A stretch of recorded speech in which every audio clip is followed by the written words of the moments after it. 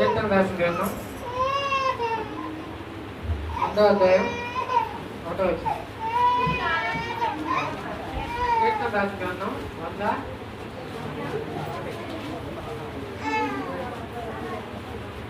సంతోషంతో కీర్తన రాసిన గ్రంథం 100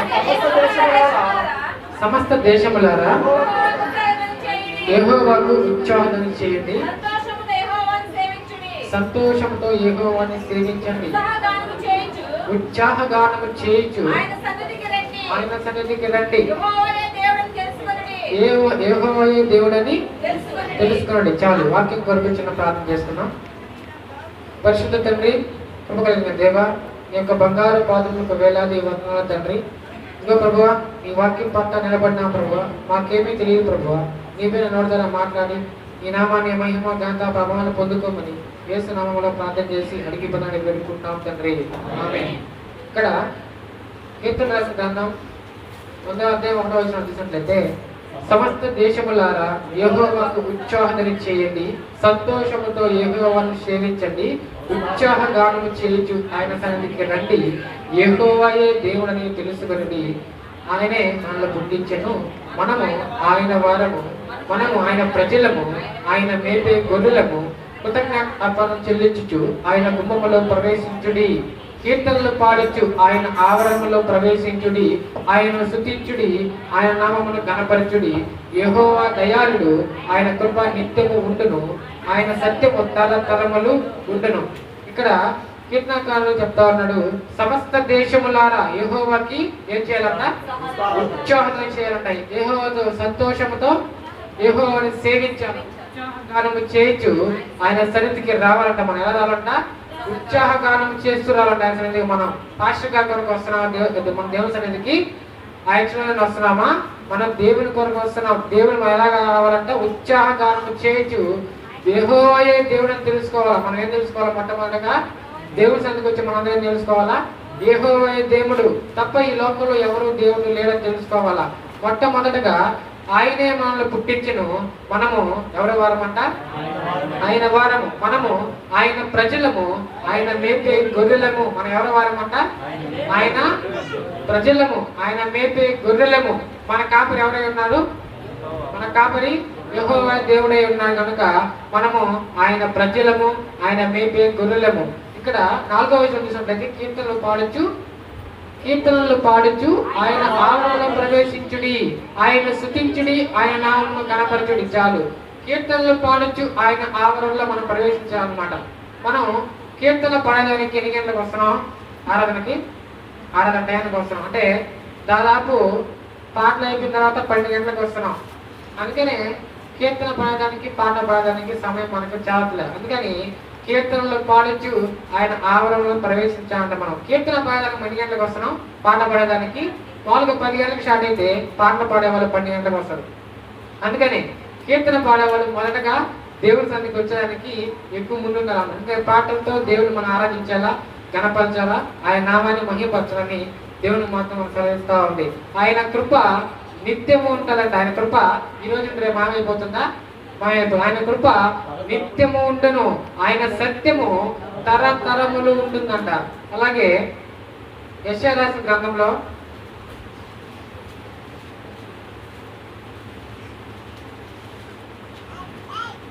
యెషయా రాసిన గ్రంథం 40వ అధ్యాయం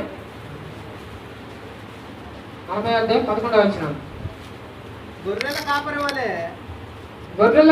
వలె ఆయన తన మందను మేపును, తన బాహువుతో గొర్రె పిల్లలను గూర్చి రొమ్మున ఆనించుకొని మోయను, పాలిచ్చు వాటిని ఆయన మెల్లగా నడిపించును. గొర్రెల కాపరి వలె ఆయన ఏం చేస్తాడంట? మన మందని మేపును. ఒక గొర్రెల కాపరి తన మందని ఎలాగైతే ప్రేమిస్తాడో, ఎలాగైతే సంరక్షించుకుంటాడో, అలాగే మన కాపరైన యెహోవా దేవుడు మనల్ని కాపాడుతాడు, మనల్ని ప్రేమిస్తాడు. మనల్ని ఎవరి దగ్గర నుంచైనా సాధారణ నుంచైనా మనం కాపాడడానికి యెహోవా దేవుడు సిద్ధంగా ఉన్నాడు. ఒక గొర్రెల కాపరి మనం చూసినట్లయితే, ఒక గొర్రె పిల్లకి చిన్న గాయమైనా కానీ, చిన్న అనారోగ్యమైనా కానీ, అనారోగ్యమైన గొర్రె పిల్ల ఎలా ప్రేమిస్తాడు?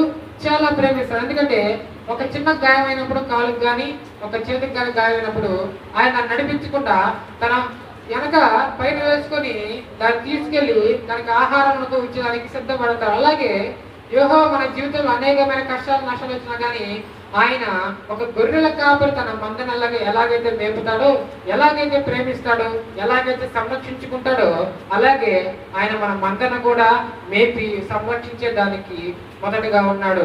ఆయన రొమ్మున ఆనించుకుని చదవండి. ఇక్కడ 11వ వచనం నుంచి తన బాహువుతో తన గొర్రె పిల్లలను గూర్చి రొమ్మున ఆనించుకుని మోయును, పాలించు వాటిని ఆయన మెల్లగా నడిపించును.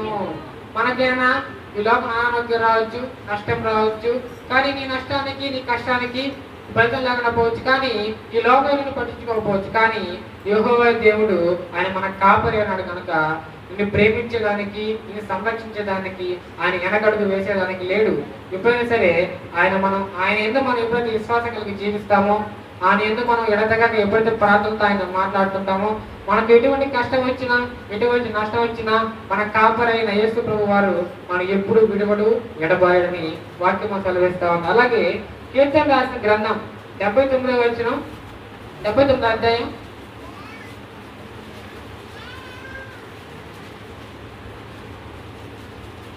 79వ అధ్యాయం 13వ వచనం. అప్పుడు నీ ప్రజలమును నీ మంద గొర్రెలమైన మేము సదాకాలము నీకు కృతజ్ఞాస్తులు చెల్లించుచు తరతరముల వరకు నీ కీర్తిని ప్రచురపరచదము. చాలు, మనం ఏం చేయాలంట?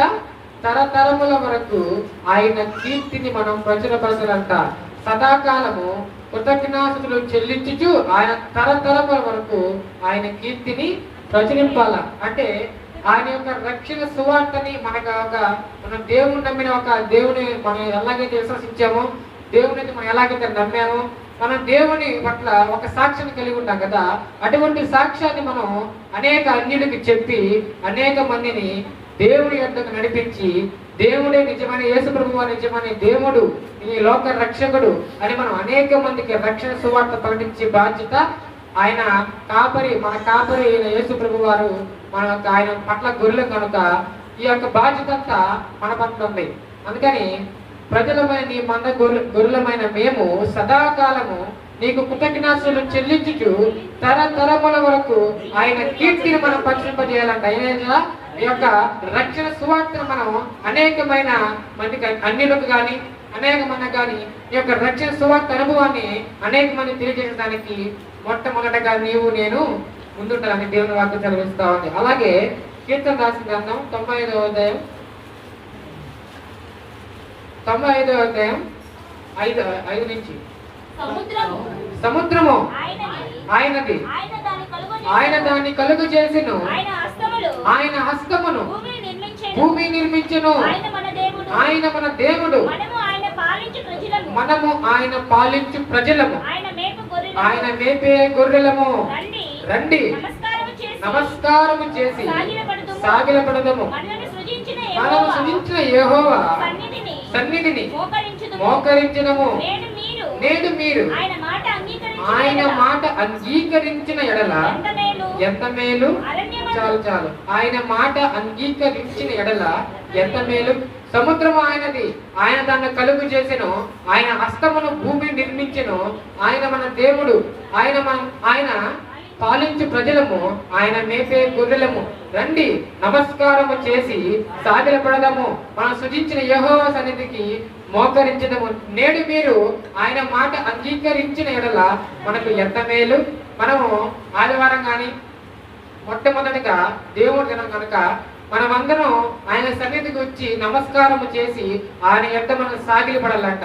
మనం ఎప్పుడైతే దేవుడికి మొట్టమొదటిగా ప్రాధాన్యత ఇస్తామో దేవుడు మనం మొదటగా ఆశీర్వదించడానికి మనకు దేవుడు ముందుగా మనం ప్రేమిస్తాడు. అందుకని మనం ఎన్ని పనులు ఉన్నా, ఎన్ని కష్టాలు ఉన్నా, ఎన్ని నష్టాలు ఉన్నా కూడా దేవుని దినం కనుక ఆదివారం దేవునికి మనం కేటాయించుకొని తర్వాత మన లోక సంబంధమైన పనులకి తర్వాత మనం వాటికి కేటాయించుకోవాలా. అందుకే దేవుని వాక్యం తెలివిస్తా ఉంది, సముద్రము ఆయనది, ఆయన హస్తముతో దాన్ని నిర్మించాడు, ఆయన మన దేవుడు, ఆయన మనల్ని పాలించే ప్రజలు, ఆయన మేపే గొర్రెలమని దేవుని వాక్యం సెలవిస్తా ఉంది. అలాగే 96 పక్కన 96 అధ్యాయం 1 చూసినట్లయితే, యెహోవా మీద కొత్త కీర్తన పాడండి, సర్వభూజనులారా యెహోవా మీద పాడండి, యెహోవా మీద పాడుడి, ఆయన నామమును స్తుతించుడి, అనుదినమున ఆయన రక్షణ సువార్తను ప్రకటించుడి, అన్యజనులలో ఆయన మహిమను ప్రచురించుడి, సమస్త జనములలో ఆయన ఆశ్చర్య కార్యములు ప్రచురించుడి. చాలు. మనం ఏం చేయాలంట? అనుదినము ఆయన యొక్క రక్షణ సువార్తని మనం ప్రకటించే వాళ్ళగా ఉండాలా. అన్ని జనులలో ఆయన మహిమను ప్రచురించేలా ఉండాలా. సమస్త జనములలో ఆయన ఆశ్చర్య కార్యములను ప్రచురించడా. మొట్టమొదటిగా మనము మన కుటుంబంలో అనిల కుటుంబంలో వచ్చిన మనందరమే, కానీ మొట్టమొదటిగా మన యొక్క కుటుంబంలో మనం రక్షణ సువార్తను పాటించాలా. నీ యొక్క రక్త సంబంధాలకు మనం రక్షణ సువార్త ప్రకటించాలా. మొదటగా నీవు ఎప్పుడైతే నీ కుటుంబాన్ని రక్షణ సువార్త ప్రకటించి దేవుడి వైపు తిప్పుతావో అప్పుడు దేవుడు నిన్ను బహుగా ఆశీర్వదించడానికి మానుగా ఉంటాడు. మనం ఏం చేయాలంట? ఆయన గొర్రెలైన మన పట్ల ఉన్న ఒక బాధ్యత ఏంటంటే ఆయన యొక్క రక్షణ సువార్తని అన్ని జనులలో ప్రచురింపాలా. ఆయన ఆశ్చర్య కార్యములు నీ యొక్క జీవితంలో కానీ నా యొక్క జీవితంలో కానీ దేవుడు మన పట్ల చేసే ఒక ఆశ్చర్య కార్యములని అనేక అన్ని జనులకి మన యొక్క రక్షణ అనుభవాన్ని, మన యొక్క సాక్ష్యాన్ని, మన దేవుడి పట్ల మనం ఒక చేసిన గొప్ప సాక్ష్యాన్ని కూడా అనేక మందికి చెప్పాలా. అన్ని జనులు ఆయన చేసిన ఆశ్చర్యకాలను చెప్పాలా. ఈ యొక్క బాధ్యత మన పట్ల ఉంది. ఎందుకంటే మనం ఆయన మేపే గొర్రెలం కనుక, మనం దేవుడు తెలుసుకున్నాం కనుక, అలాగే అన్ని జనులు కూడా ఆయన యొక్క రక్షణ సువార్తని ప్రకటించాల్సిన బాధ్యత మనకుంది. పాస్టర్ గారే కాదు ప్రకటించాల్సింది, మనం కూడా ఆయన యొక్క రక్షణ సువార్తని, మన యొక్క రక్షణ అనుభవాన్ని కూడా అనేక మందికి చెప్పి అనేక మందిని కూడా ఈ యొక్క ఆత్మ నశించిపోకుండా దేవుని వైపు తిప్పేలాగా మనం ఉండాలని దేవుని వాక్యం చెప్తా ఉంది. అలాగే ఇక్కడ కీర్తనలోనే 105వ అధ్యాయం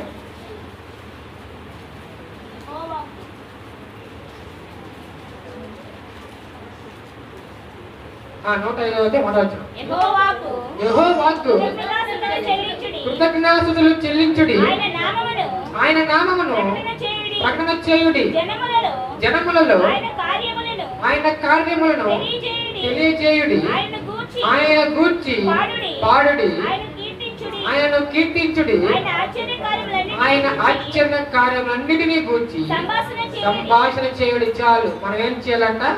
ఆయన ఆశ్చర్య కార్యములన్నిటినీ గూర్చి కూడా మనం ఏం చేయాలంటే సంభాషణ చేసుకోవాలంట. మనం కూడా ఈ లోకంలో ఒక ప్రార్థన అయిపోయిన తర్వాత కానీ ఈ యొక్క ఆరాధన అయిపోయిన తర్వాత కూడా మనం బయట కలిసినప్పుడు మనం దేని గురించి మాట్లాడుకుని సంభాషణ చేయాలంట?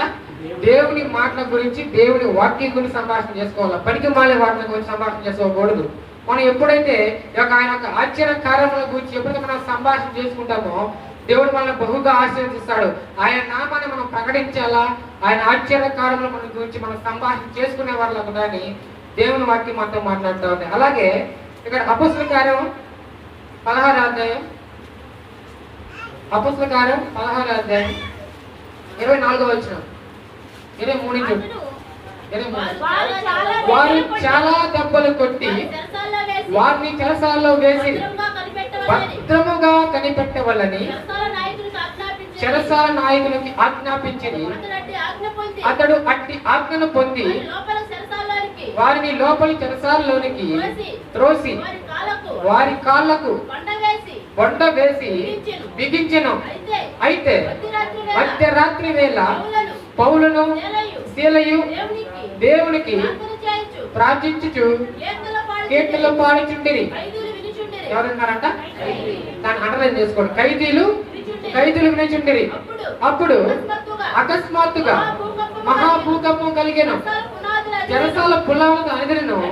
వెంటనే తలుపులన్నీ తెరుచుకొనెను. అందరి బంధకములు ఊడెను. అంతలో చెరసాల నాయకుడు మేలుకొని చెరసాల తలుపులన్నీ తెరచి ఉండుట చూచి ఖైదీలు పారిపోయారనుకొని కత్తి దూసి తన్ను తాను చంపుకొనబోయెను. అప్పుడు పౌలు, నీవు ఏ హాని చేసుకునవద్దు, మేమందరం ఇక్కడే ఉన్నామని బిగ్గరగా చెప్పెను. అతడు దీపము చమ్మని చెప్పి లోపలికి వచ్చి వణుకుచు పౌలుకును శీలకును సాగిలపడి వారిని వెలుపలికి తీసుకుని వచ్చి, అయ్యలారా, రక్షణ పొందుటకు నేనేమి చేయవలనని అనెను. అందుకు వారు, ప్రభువైన యేసునందు విశ్వాసముంచుము, అప్పుడు నీవును నీ ఇంటి వారును రక్షణ పొందుదమని చెప్పి అతనికి అతని ఇంటిని ఉన్న వారందరికి దేవుని వాక్యము బోధించిరి. రాత్రి ఆ గడియలోనే అతడు వారిని తీసుకుని వచ్చి వారి గాయములు కడిగెను. వెంటనే అతడును అతని ఇంటి వారందరూ బాప్తిసము పొందిరి. మరియు అతడు వారిని ఇంటికి తోడుకుని వచ్చి భోజనము పెట్టి దేవుని యందు విశ్వాసముంచిన వాడై తన ఇంటి వారంతా కూడా ఆనందించడం. చాలు. ఇక్కడ పౌలు శీలను కొట్టి చెరసాలలో వేసినప్పుడు వాళ్ళు ఆ చెరసాలలో ఉన్న దేవునికి ఒక మధ్యరాత్రి వేళ దేవునికి ప్రార్థిస్తూ కీర్తనలు పాడుతూ ఉన్నారు. ఎవరు? పౌలు శీల దేవునికి ప్రార్థనలు చేస్తూ కీర్తనలు పాడుతూ ఉన్న సమయంలో ఆ చెరసాలలో ఒక గొప్ప భూకంపం వచ్చి ఆ యొక్క చెరసాలలో ఉన్న ప్రతి ఒక్కరికి ఒక సంఖ్యలు ఉంటాయి కదా, సంఖ్యలన్నీ కూడా ఊడిపోయాయి అనమాట. ఊడిపోయినప్పుడు ఈ యొక్క ఖైదీలు కానీ నరహంతకులు కానీ అంటారు. ఆ జైలు అంటే పెద్ద పెద్ద దొంగలు, కడుపు దొంగలు, పెద్ద పెద్ద ఖైదీలు, దొంగతనం చేసేవాళ్ళు అందరూ ఉంటారు. కానీ ఆ యొక్క భూకంపం వచ్చినప్పుడు ఆ పౌలు శీల యొక్క సంఖ్యలే కాకుండా ఆ యొక్క జైల్లో ఉన్న ప్రతి ఒక్కరి సంఖ్యలో కూడా విడిపోయినప్పుడు వీళ్ళు యొక్క ఖైదీలు ఆ యొక్క నుంచి పారిపోలేదు. ఎందుకంటే వీళ్ళు పౌలు శీల దేవునికి ప్రార్థన చేస్తూ కీర్తనలు పాడుతున్నప్పుడు కూడా ఆ కీర్తనలు ఆ ప్రార్థన ఎవరున్నారంటే ఇక్కడ ఖైదీలు విన్నారంట. ఎందుకంటే ఈ యొక్క చెరసాల నాయకుడి కంటే కూడా ఈ ఖైదీలు ముందు దేవుని తెలుసుకున్నారనమాట. ఎందుకంటే ఈ యొక్క భూకంపం వచ్చినప్పుడు వీళ్ళెవరు కూడా పారిపోలేదు. అక్కడ మామూలుగా జైల్లో ఉన్నప్పుడు వెనక తలుపు తెరిచినప్పుడు వీళ్ళు ఏమన్నా వెళ్ళిపోతారు, కానీ ఎవరు ఉండరు కదా. కానీ ఎందుకంటే వీళ్ళు యొక్క దేవునికి ప్రార్థించినప్పుడు వీళ్ళు విన్నారు, దేవుని ప్రార్థన విన్నారు, దేవునికి ఇలాగ పాటలు పాడతారు, మన కీర్తనలు విన్నారు కనుక వీళ్ళు మొదటగా ఆ యొక్క చెరసాల నాయకుడి కంటే కూడా వీళ్ళు ముందు దేవుని ఎరిగినట్టుగా మనకి వాక్యాల్లో చూడొచ్చు. ఎందుకంటే ఈ యొక్క రక్షణ సువార్త అనుభవాన్ని ఇలాగా వీళ్ళ యొక్క పౌలు శిలువనంటే దేవుని యొక్క గొర్రెలు కనుక ఈయన వాళ్ళ యొక్క బాధ్యతని యొక్క రూపం నెరవేరినట్టుగా మనకు చూస్తుంది. ఇలాగే లోక సువార్త 15వ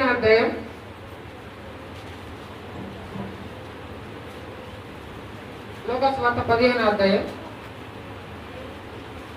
4వ వచనం. మీలో ఏ మనిషికైనను 100 గొర్రెలు కలిగి ఉండగా వాటిలో ఒకటి తప్పిపోయిన ఎడల అతడు 99 మందిని అడవిలో విడిచిపెట్టి తప్పిపోయిన దాన్ని దొరుకు వరకు దాన్ని వెతక వెళ్ళడా, అది దొరికినప్పుడు సంతోషముతో దానిని తన భుజముల మీద వేసుకొని ఇంటికి వచ్చి తన స్నేహితులను పొరుగు వారిని పిలిచి, మీరు నాతో కూడా సంతోషించుడి, తప్పిపోయిన నా గొర్రె దొరికినదని వారితో చెప్పాను కదా. అటువల్లే మారు మనసు అక్కర్లేని 99 నీతిమంతుల విషయమై కలుగు సంతోషము కంటే మారు మనసు పొందు ఒక్క పాపి విషయమై పరలోకమందు ఎక్కువ సంతోషం కలుగును. చాలు. ఇప్పుడు మనకు ఒక 100 గొర్రెలు ఉండొచ్చు. ఒక 100 గొర్రెలో ఒక గొర్రె అడవిలో తప్పిపోయినప్పుడు మనం ఎంత బాధపడతాం? చాలా బాధపడతాం. అలాగే ఆ యొక్క 99 గొర్రెలు విడిచిపెట్టి కూడా మన యొక్క తప్పిపోయిన ఒక్క గొర్రె కోసం ఎంతో వెతుకుతాం. ఆ యొక్క వెతికినప్పుడు ఆ యొక్క గొర్రె దొరికినప్పుడు మనకి ఎంత సంతోషం ఉంటుంది? చాలా సంతోషం ఉంటుంది. చాలా సంతోషం ఉండి మాకు ఇంటికి పొరుగు వారికి, మన స్నేహితులకు కానీ, మన బంధువులకు కానీ, నాకు గొర్రె తప్పిపోయిన గొర్రె మళ్ళీ నాకు దొరికినది అని మనం ఎంతో సంతోషిస్తాం. అటువల్లే మారు మనసు లేని 99 నీతిమంతుల విషయం కలుగు సంతోషము కంటే మారు మనసు పొందు ఒక్క పాపి విషయమై పరలోకమందు ఎక్కువ సంతోషం కలగదంట. 100 మంది ఉండొచ్చు, కానీ 100 మందిలో ఒక్కరు కూడా దేవుని ఎరుగుంటే ఆ యొక్క ఎరిగిన వారిని గురించి పరలోకమందు ఎంతో సంతోషం కలుగుతుంది. అందుకని మనకున్న ఒక బాధ్యత ఏంటంటే మన దేవుని నమ్ముకున్న ఒక సాక్ష్యాన్ని, మనం దేవుని ఎలాగైతే నమ్ముకున్నామో, దేవుడు మన జీవితంలో ఎలాగైతే ఒక ఆశ్చర్య కార్యములు చేశాడో, ఒక ఆశ్చర్య కార్యములు నీ యొక్క సాక్ష్యాన్ని అన్ని జనులకి, నీ కుటుంబ సభ్యులకి, నీ రక్త సంబంధులకి, నీ స్నేహితులకి, ప్రతి ఒక్కరికి కూడా నీ యొక్క దేవుడు చేసిన ఒక ఆశ్చర్య కార్యముల గురించి, నువ్వు దేవుని ఎలాగైతే నమ్మావో నీ సాక్ష్యాన్ని గురించి కూడా అనేక మంది మనం ఒక రక్షణ మన అనుభవాన్ని అనేక మందికి చెప్పి దేవుని వైపు వారందరినీ తిప్పేలాగా చేయాలని దేవుని వాక్యం అంతా మాట్లాడుతూ ఉంది. అలాగే ఇంకా లాస్ట్ ఒక మాట తీసుకున్నాం, ముగించుకున్నాం. మార్కు సువార్త 5వ అధ్యాయం, మార్కు సువార్త 5వ అధ్యాయం 1వ వచనం. వారు ఆ సముద్రమునకు అద్దరినున్న గెరాసుల దేశమునకు వచ్చిరి. ఆయన దోణి దిగ్గగానే అపవిత్రాత్మ పట్టినప్పుడు సమాధిలో నుండి వచ్చి ఆయనకు ఎదురుపడిన వాడు సమాధులలో నివాసము చేసేవాడు.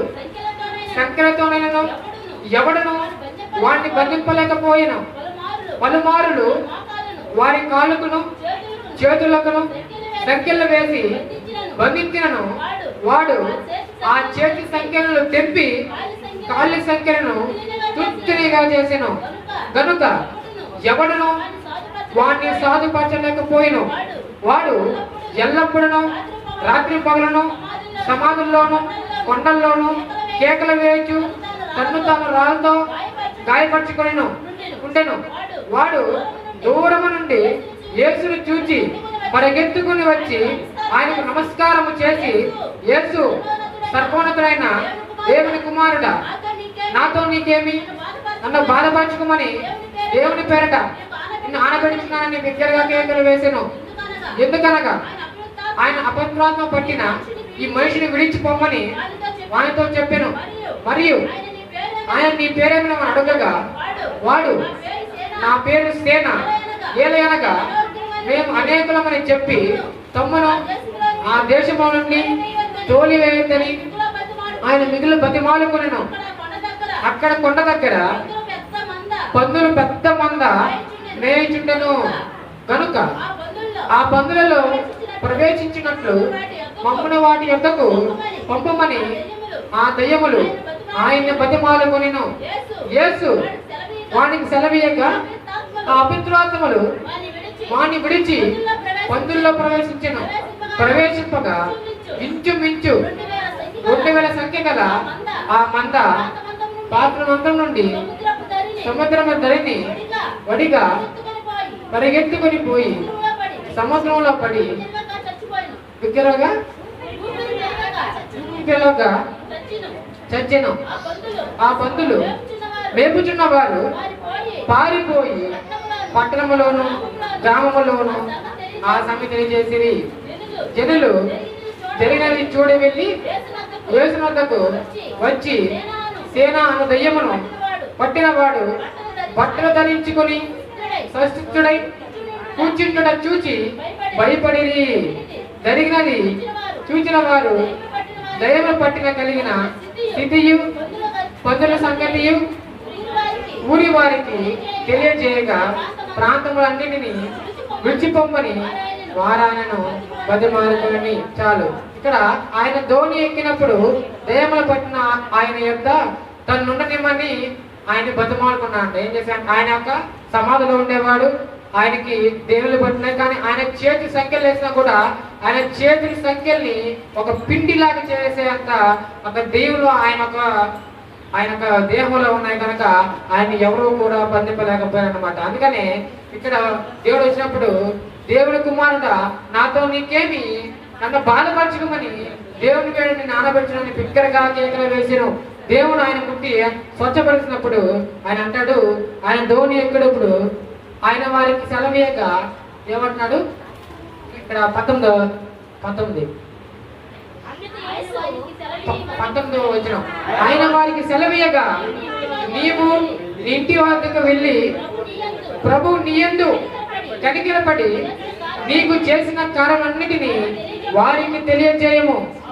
వాడు వెళ్ళి యేసు తనకు చేసిన